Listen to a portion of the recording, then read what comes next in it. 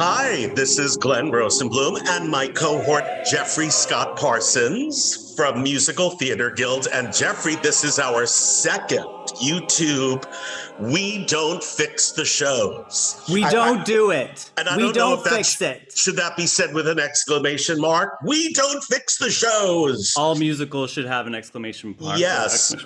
Well, Absolutely. we are here today to talk about Alan J. Lerner and Frederick Lowe's Brigadoon, which was on Broadway in 1947. And we are all members of the Musical Theater Guild in Los Angeles. Before I introduce everyone, let me just say that, and I have my notes, I'm not even going to hide them because that's just because we hold our notes during the show. Here's the deal. You're right. We hold our scripts.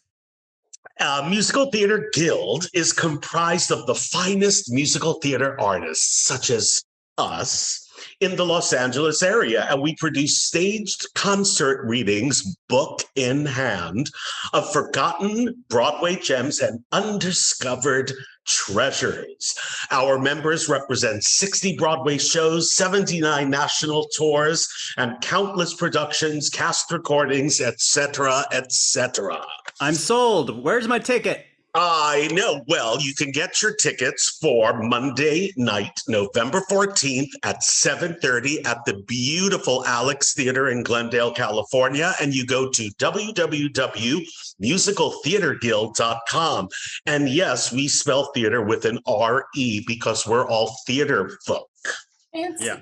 Yes. Yeah. So before I introduce everyone, I would just like to tell you out there watching this and the panel that Brigadoon premiered on Broadway in 1947. It ran for 581 performances, which doesn't seem like that many to me. It seems like fine. But back in the day, that is a healthy run. Yes. For sure. I mean, they didn't have air conditioning for crying out loud. So they had to close for I know. I think they said summer. air cool. They're cool. And it was directed by Robert Lewis and choreographed by Agnes DeMille. Since then, it has played in London on the West End. It was made into an abbreviated kind of a movie in 1954 with Gene Kelly and Sid Charisse. They did most of the show, but not all of it. And there was a TV version in the 60s, which I saw. And of course, I have the album too, with Robert Goulet and Peter Falk. No and way. They were very short revivals on Broadway of it, but they didn't run very long. They were limited engagements. And actually, the last full revival, which I did see, was in 1980 at the Majestic Theater with the choreography again by Agnes DeMille and directed by Vivian Matalon. And that's Mr. Vivian Matalon. Mr. Vivian. You. And it was revived at the Goodman Theater in Chicago about 10 years ago. I bet you they had their sights on Broadway. So what's the deal with that? And then Encores in New York City did it in 2017 with Kelly O'Hara and Patrick Wilson in the leads. Which that album is gorgeous, I gotta say. That's a beautiful album. Yes, it is. Now, I would like to share my panel with everyone. So, yes, welcome to Maura Knowles. Hello. And you are in Brigadoon, on November 14th? I will be in Brigadoon on November 14th. Yes, I'm very excited about that. That is so nice to see you. The lovely Eileen Barnett, Hello. who is also a cast member of our Brigadoon coming up. Mr. Brent Schindel, who, just by looking at him, I can tell he has been in 100 productions of Brigadoon because that's kind of what you look like if you're in Brigadoon. You look like Brent Schindel. Say it. You've been in 100 productions. Yes. 3 or 4 anyway. That's usually the face who stumbles upon Brigadoon. Yeah. It's a gorgeous face, Brent. Yes, it's a gorgeous yes, face. it is. Yes, it is. Paul Wong, esteemed member. Another And- gorgeous face. Yes, and Jeffrey Scott Parsons, my cohort. Now, Brigadoon, for those of you who don't know, is a features. This is the story in a nutshell. It features two American tourists who stumble upon Brigadoon, a mysterious Scottish village that appears for only one day every 100 years. Tommy, one of the tourists, falls in love with Fiona, a young woman of Brigadoon, and chaos ensues. Now, panel, I would like to share with you on that March evening in 1947 what else was playing on Broadway the night Brigadoon opened. Let's hear it. Oklahoma, maybe? Well, no guessing, Eileen Barnett. Well, let's go to yourself, he says. Let's go to the ridiculous first. Call Me Mister, some review that even I don't have the cast album to Call Me Mister. It sounds Which is like different. It sounds like a Madam. benign entertainment. Yeah. Revivals of Victor Herbert's Sweethearts and a revival of The Chocolate Soldier. So far, we're feeling the war has been over for 2 years and people do not want anything of substance. Fair However, enough. you would be wrong because here are the straight plays that were playing that evening. Born Yesterday, not a comedy, but not frivolous. All My Sons by Arthur Miller, and Eugene O'Neill's An Iceman Cometh. How do you like that? Goodness For gracious. Right. Now, ready for the musicals. Pure And let's fluff. keep in mind, are these musicals, do we know them? Are they still done in rotation? Kurt Weill's Street Scene, not so much, although We we've did done that. it. MTG did it. Yep. And Oklahoma, Carousel, and Annie Gets Your Gun.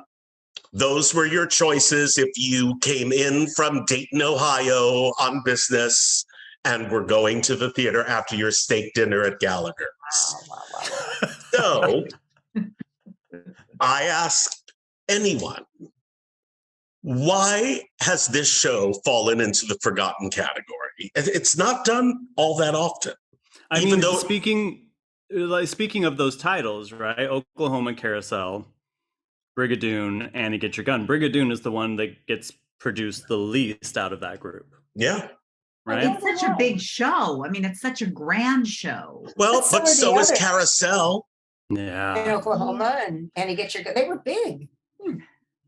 I mean, and Carousel revived quite recently, despite having maybe even more politically incorrect characterizations and plot devices than Brigadoon. So what do we think? What do we think? Do we think it's considered hokey? Is the fantasy? Why do they think that this musical would not connect with a Broadway audience today for $245 a ticket?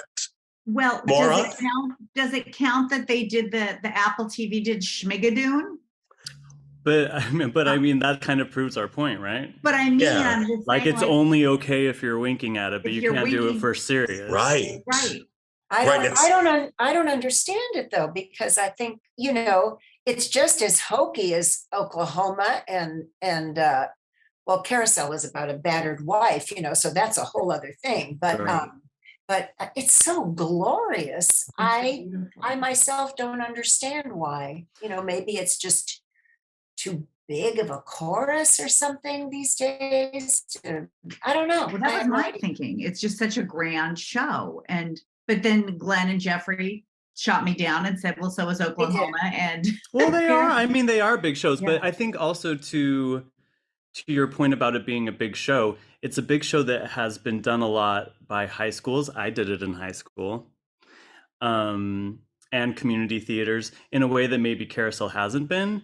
And so in order to, like Glenn said, charge so much money for a Broadway production of it, you also have to rebrand it for the public's mind as being a really glorious piece of art, which I think it is, and not I do just too. not just something that high schools do.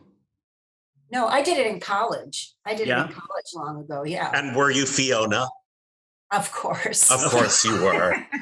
And we had a guy that was teaching at the University of Iowa where I went to school, and he was a professional actor. He'd come from New York. I guess he was teaching a few courses in the drama department. And I was talking to him one day, and I'd already had my equity card, and I said, I want to go to New York and do this ingenue stuff. And he said, yeah, girls like you are a dime a dozen. Isn't that nice? Wasn't It's that God bless. supportive? Lovely. It's very supportive. Brent, you've played the lead Tommy, who goes and finds Brigadoon, and it is interesting. It's 2 years after World War II when this musical came out, and it was about finding a haven, a Shangri-La, and you've done it, I'm assuming, in the last 20 years. What were the audience reactions like for you as a lead? I'd like to say that it was really warmly received. And I always kind of wince at the description of it being hokey. I mean, that goes for Oklahoma and Carousel too, I guess. To me, Alan J. Lerner was a very smart, urbane, sophisticated writer. And playing Tommy, he's sort of the between guy. Jeff Douglas serves as sort of the really sarcastic, end of things, that end of the spectrum. And then Brigadoon is like this almost too good to be true haven of a place. It's truly a Shangri-La. And Tommy is such a great role. It's one of my favorite roles I've ever played, because he's the guy caught between worlds. He's between the sacred and the secular, if you will. He's trying to decide if he has enough faith to believe in this place that seems too good to be true, and believe in this woman who is so wonderful, not in a sort of idealistic on a pedestal way, but in a real way. And to me, I don't know that that's hokey. I think that's wonderful that it sort of dares to be. It's like calling the Field of Dreams movie hokey. Kevin Costner always said we didn't want to make a cheesy movie. We knew we risked that, but if you do it right, it becomes one of the most powerful stories you can tell, because it doesn't just go to sarcasm and sort of cynicism from the outset and kind of protect itself.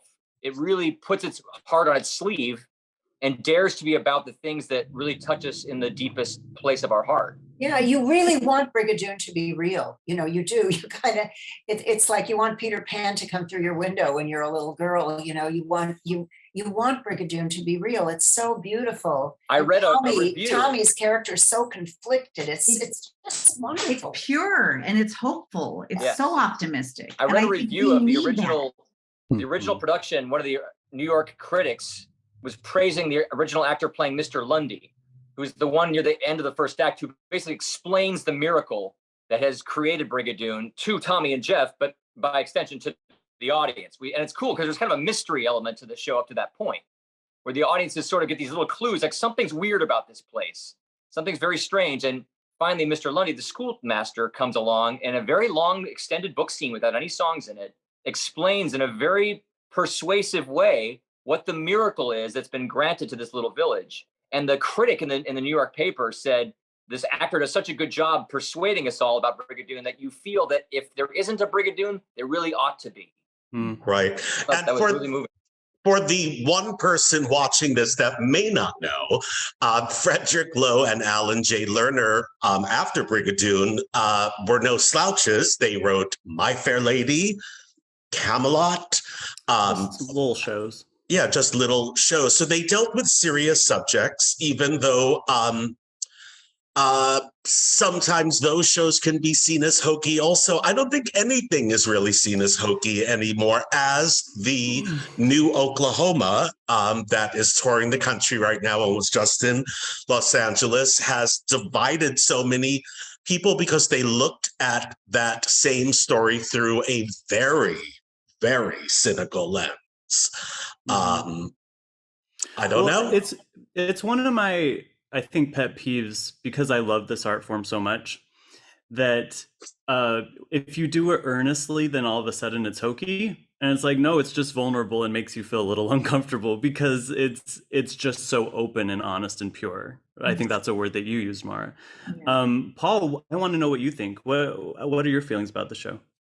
I actually don't think it's that anachronistic or politically incorrect. I mean, actually, if you look at some of the more politically pointed lines in it, it's actually just as applicable today as it was then. You're Americans? I am. He's from Georgia. Or Russia is in Europe, isn't it? Yes, more and more. I mean, it's like, everything circles back around again. So, and, even like the gender roles, even though there's some traditionality to it. I mean, the women are all, they know their minds and they're doing what they want to do. It's not because the men tell them, I mean, the men may be holding up getting married because they're not ready to commit, which is not necessarily not of this time either. But, it's, Fiona says, well, if he doesn't come along, well, that's fine, I'll wait. But, I'm not just jumping on, the first boat that comes along. Right. And Meg is, totally accepting of what she wants and, doesn't care what anybody else says. Sexually liberated, that Meg Brocky. 100%. And so is Fiona. So is Fiona in a way. They're just like, they're spunky. She's not a. It's one of those tough ingenue parts. Yeah. You want someone tough. Yeah. Well, I think of that song, Waiting for My Dearie, which I think could very easily be performed as, oh, I just want to wait for a man to come rescue me. But when you put it in the context of the show, this woman... that other women want, all he must be is a man and alive. That's how other women look at it. Exactly. And you think like, okay, she is in this town. She knows all of the men who are there. And the inevitability is that she's going to have to stay in this town with these same guys, and she's totally willing to be by herself rather than settle for something that she doesn't want. Like, exactly. Sounds great to me. Like that's an amazing character. Mm-hmm. One thing that I thought might be a factor in why Brigadoon is the least performed of the shows that we talked about is, in my opinion, it really only has one hit song. One song that people recognize, which is Almost Like Being in Love. Oklahoma has several, Carousel has several, and remember that theater music of the 40s was pop music, and so that's where the hits came from at that time period, before the electronic music and before before there were more medias than just radio for for exposing people to music, and so. Maybe it's the lack of recognizable songs. Right. Producers always want to have something that's gonna sell. And so it's like, well, people don't know it. I'm not going to. Well, for some of our say the scores. Go ahead. Sorry. No, well, for some of our audience members who are going to come see it on November 14th, they may recognize parts of Music of the Night from Phantom of the Opera and Come to Me, Bend to Me. Where do you not recognize parts of Music stolen. of the Night? I won't say stolen. I will say inspired. Absolutely. Inspired. Absolutely. Sort of the same song, but inspired. What do we think? Do we think that in 1947 it was an elixir for, not an elixir, but was it a feel-good show after the war? Does it have nothing to do with the war? Am I going down the wrong pipe here? I think it's a utopia. It's utopia. It's absolutely an escape. Who doesn't want to go to Brigadoon? Right. Alan J. Lerner, Camelot, hello. They're like, these themes are all over their work. And I think today, those of us who cannot bear watching CNN or your Fox or your newscast of choice. Sure. Hey, bring me to a place that goes to sleep for 100 years and I will wake up. What will be I'm here? I'm going to go to the Heather on the Hill. Yeah. Well, and to your point about it, whether or not it had anything to do with the war, I had heard that Alan J. Lerner, Jeff and Tommy's characters were army buddies. That's right. That's right. I forgot that. And it's not really in the script, but the subtext is completely there, that they have come back to a new world. And one of them is dealing with it by being an alcoholic, like Jeff. And Tommy is, trying to find his place by going hiking or hunting in this exotic place or this foreign place, and stumbles upon somewhere where maybe he fits better than he does right now. And I love that second act when he's going back to New York and realizing little by little where he truly belongs. Yeah. You know, I think so many people at this time, post World War II, were really dealing with that themselves. Where do I belong after this huge, huge event? Anybody coming from the war. But I think it's also interesting that they would write a character that doesn't sing.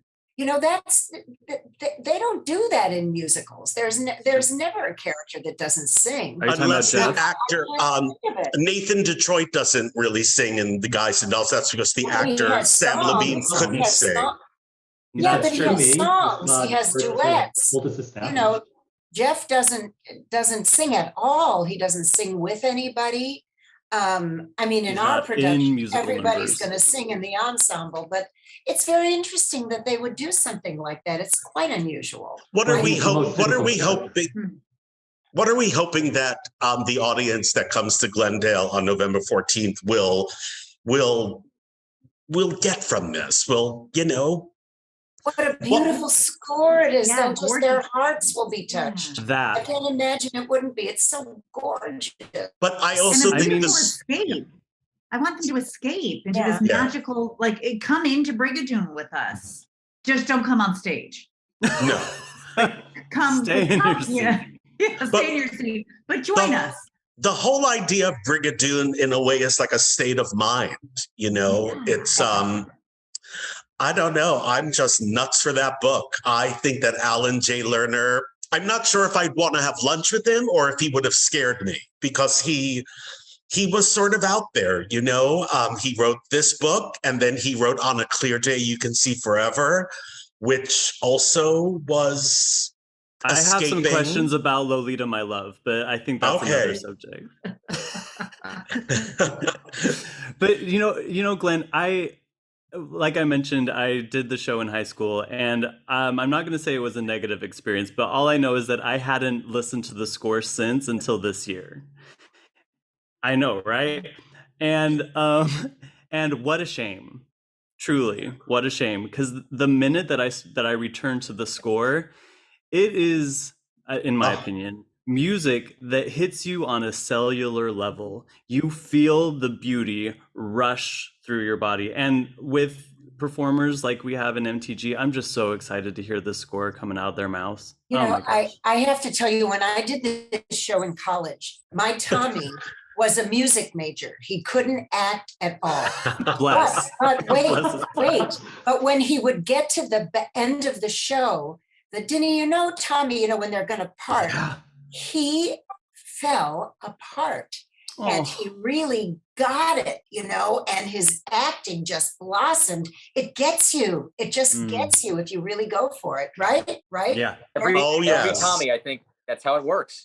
There's those little chords in the beginning of a song. It's called From This Day On. And Yes, there's just like two measures, and it goes na na. I've got na, chills na, right now. I have chills. And Yeah. you get chills. And I was playing Tommy. The tears start in your eyes the minute that music begins. They're such simple chords, but those writers knew exactly what they were doing, and they've set you up at that moment, because it's after Tommy says, "I'm going to stay. I believe." I don't want to do any spoilers here, but he has his doubts, and it's just the whole thing hangs on a balance here. And I think that's what the audience hopefully will come away with on the 14th, is how much they get engrossed in this story and want to know what's going to happen next. And that's what theater is all about, is making the audience on the edge of their seats say, what's going to happen here? It's a wonderful story. And at moment to moment, Alan J. Lerner, they wrote it in such a way that every line counts. And it was written in 1947, but they knew what they were doing back then. I agree with you. Yes, Mr. Brent, I agree with you. That it's true. It really is. Well, I thank you all for spending a little time with us. The lovely Maura Knowles, Eileen Barnett, Brent Schindel, my old UCLA buddy, Paul Wong, right? It was just a few years. We just graduated last year, Paul, right? Yes, You know, I realized that. So I did Brigadoon when I was in high school, not quite 100 years ago, but a big enough chunk of it to be more than I like to think about. Yes. And I realized that when we did the show compared to when it was first produced on Broadway, the equivalent now is Rent. with that, I will thank Jeffrey Scott Parsons because I'm going to go have a martini after that realization from Paul. So it is what rent is to someone in high school now. That's shocking. Once again, we got to shout out Musical Theater Guild. This is going to be a wonderful show, full of talent, full of interesting casting choices that I'm really excited to see. Yes, that a little gender bending, even though Yeah. we're not fixing anything. We're not fixing, but we're not we can fixing. absolutely bring something new to it. We're enhancing. There it is. That's the word. Anyway, it's going to be a wonderful evening. Thank you, everybody. And as I say, musicaltheaterguild.com, spelled the snobby way, R-E in theater. Or the Theater ER is way. where you go. Theater RE is what you do. And don't forget it. Okay. Thank you, Jeffrey. Thank you, everybody. Thank you, Jeff. See you for the next one. Everybody. Good Bye. Bye.